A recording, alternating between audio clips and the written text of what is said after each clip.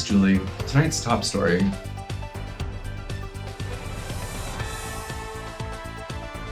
This isn't the news.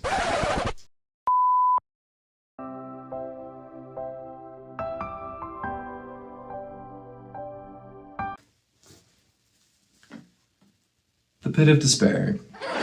So, last week we talked about the history of carpentry, spanning all the way back to 400,000 years ago, and went into the Egyptians, ancient Greece, American colonization, and this week we get to talk about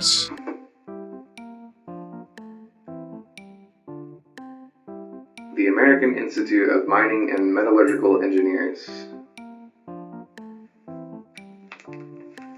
So,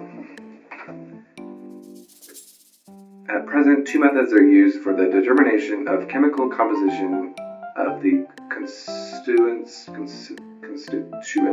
alloys. The first is based on differential solubility of the constituents in... Oh, wait, hold on.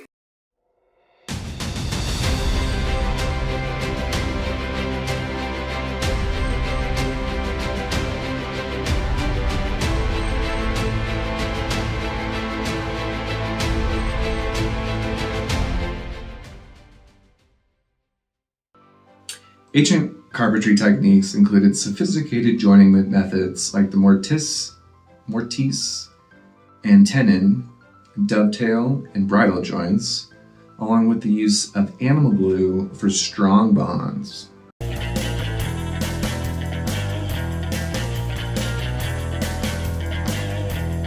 And finishes like varnishes and waxes for protection.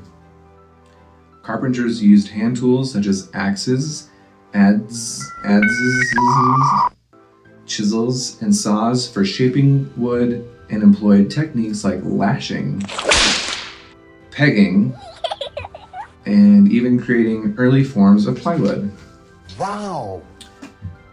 So the joinery techniques, one is the mortise and tenon, a fundamental technique where the projecting piece, tenon, fits into a corresponding hole, mortise, creating a very strong and durable bond, connection.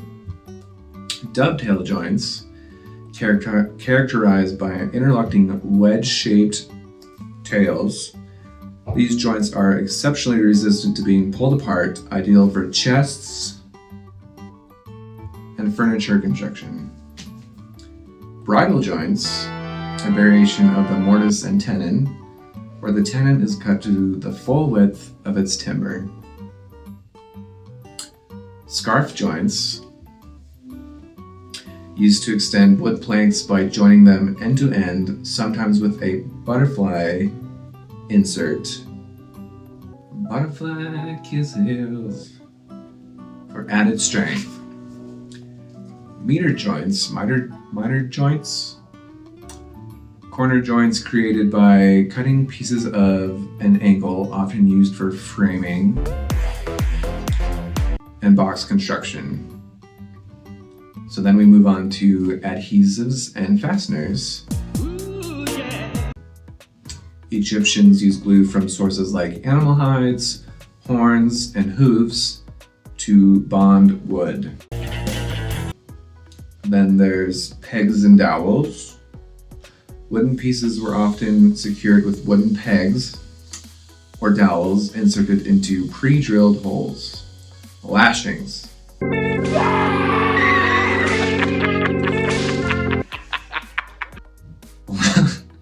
Leather thongs. Hello there. Linen strings or copper bands were used to lash or bind joints together for added stability. Then we move on to finishes and other techniques. Carpenters applied natural oils, resins, and waxes as protective sealants to preserve the wood. Veneering.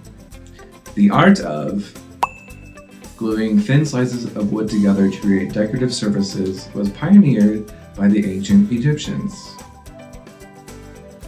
plywood. Early versions of plywood made by laminating multiple thin layers of wood were developed by the Egyptians.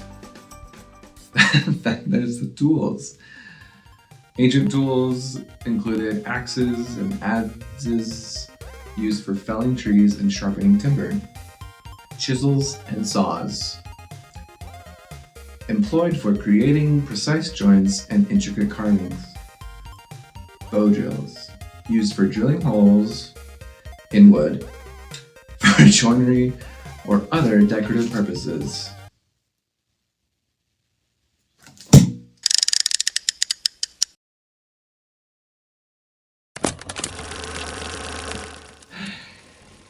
And in today's modern world, the advancements of those ancient tools has provided us with countless of technology that advances the world forward like everything else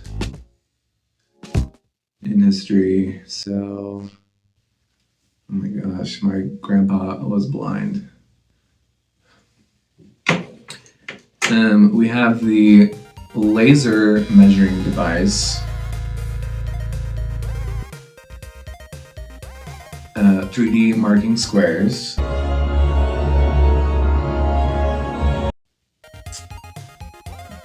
and modern cutting tools include miter saws, table saws, cordless circular saws. I saw the sign. Japanese pole saws. And for joining an assembly, we have pocket hole jigs, Viking arms, pneumatic and cordless nail guns, modern clamps, and for finishing and surface preparation, where's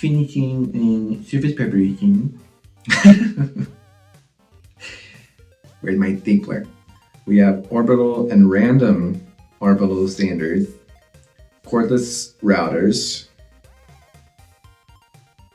and track saws. And yeah. Alright, well, there you have it.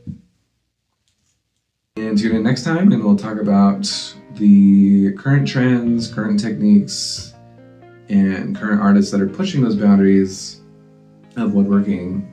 Hey, see you next time. Bye, love you.